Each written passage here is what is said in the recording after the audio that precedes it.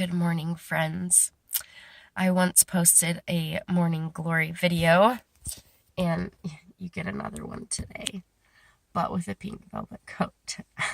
um, I've just had some thoughts, since I got divorced, my perspective on marriage and divorce has changed a lot, and I've had insights and realizations and thoughts and feelings that I obviously had not experienced before. And recently I've been corresponding with a friend, and I've had conversations with lots of people in my journey the last couple of years, but two of my friends had recently talked about how family life and marriage is where we can experience the greatest amount of joy.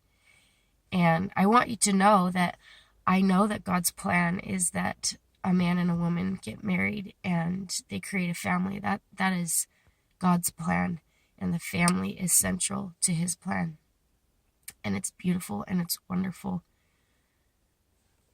One of my friends said, if that's the greatest opportunity we have for joy, then it's also the greatest possibility for the greatest pain we can have. And I've experienced that, and that's totally true, that there's opposition in all things, and where we can have the greatest joy, we can also have the greatest sorrow. And dare I say, we will have both. That's part of God's design, and I'm starting to understand that as well. I think that it's so important for us to recognize that and be okay with it, and just accept that our greatest joys and our greatest sorrows are going to come from the same people in the same place, and to trust that that is God's design. I was in a class this last weekend, and the teacher made the comment that marriage and children are a detox program, and it's so true that in our closest relationships, our stuff comes up, and we're pushed to our limits, and we are stretched to our limits. And I wish that we could accept this more and understand it more. And I'm not super old, but I'm about a decade older than a lot of people getting married that are in my culture and my area. And I've experienced a lot in the last 10 years of my life. And I do wish that I could help young people understand some of the things that I do and what all those things are. There's so many things, but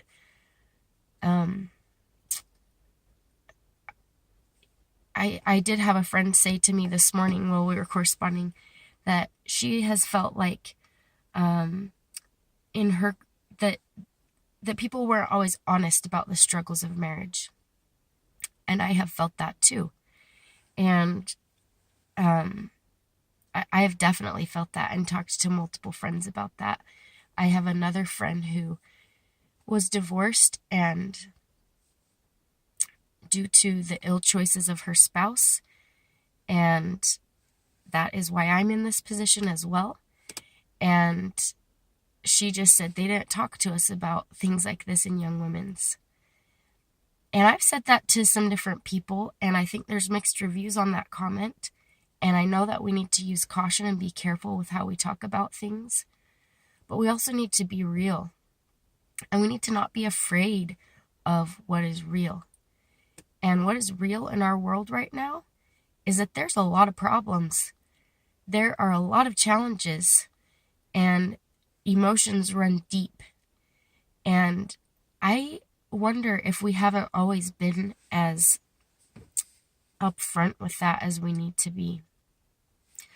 So if you're watching this and you are dating somebody right now, or you know someone who is, maybe you're a parent, maybe you're a friend, maybe you're a sibling or an aunt or a grandparent, I hope that you will pray for God's inspiration as you counsel with others, if you're making that decision for yourself, or if you're trying to guide someone through making that decision, that you will be open to sharing experiences and open to the counsel of others, because we did not come here to do this on our own, and we literally can't. And it's so important that we be open and we be teachable. And it's important that we share our journey. It's important that we be willing to be vulnerable and talk about our journey and the things that we've learned with discretion and with the inspiration of the Spirit. And as we do that, I know that we'll be able to bless each other and make better decisions. But the reality is that marriage is challenging. Marriage is so challenging. And it's so much more than someone telling you that you're pretty. It's so much more than someone saying they love you. Those things are beautiful and wonderful, but I hope that we will be so careful with those things as we receive them and as we give them, and that we will recognize what love really is. And that's also part of why I thought I'm just going to post this in my morning glory, because do you know what? Life is full circle, and life includes everything we wish it didn't include sometimes, including colds and smeared makeup and acne and morning breath. And those are just very, they seem minimal and they seem like a joke sometimes, but they're real. I remember when I was in a class, when I was in college, and I know this, you're probably going to be like, who are you? But the teacher, it was called Dating and Courtship. And the teacher said, you're going to get married and you're going to wake up one day and he's going to have morning breath. And I was like, wait, what? Like, it's like, I know. It's like I knew that, but at the same time, I was like, yeah, like he's not always going to smell nice.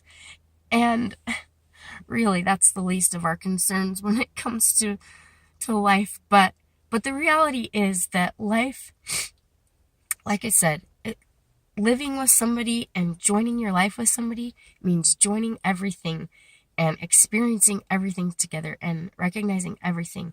And I always loved princesses growing up, and I still do, but they have a different place in my heart now than they used to.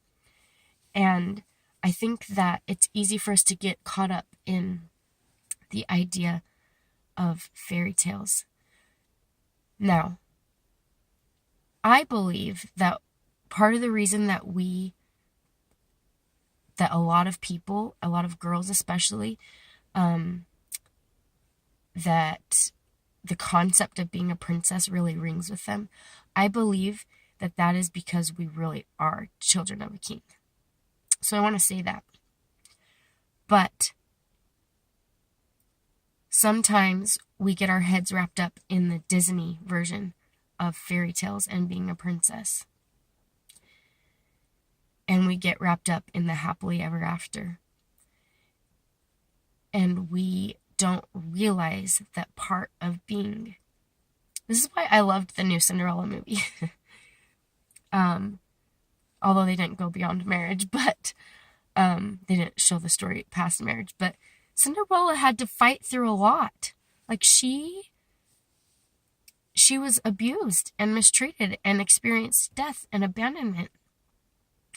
And that is what we experience here in this life, is the scope of things.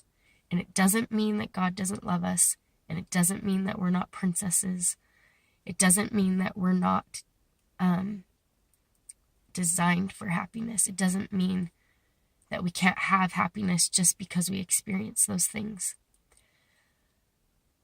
I've kind of gone a lot of ways with this today, but I'll come back to, I hope that we can be open, share our experiences, be willing to hear other people's experiences, and have the courage to accept and acknowledge that marriage and family life is the most beautiful thing we can experience, because of the fact that it is the most challenging thing we'll experience.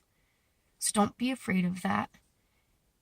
And as you search for your person, if that's what you're doing, search for someone who understands that in such a way that they are going to love you and they are going to be loyal to you and they are going to stand with you through your imperfections and through the scope of life's experiences, because that's what love really is.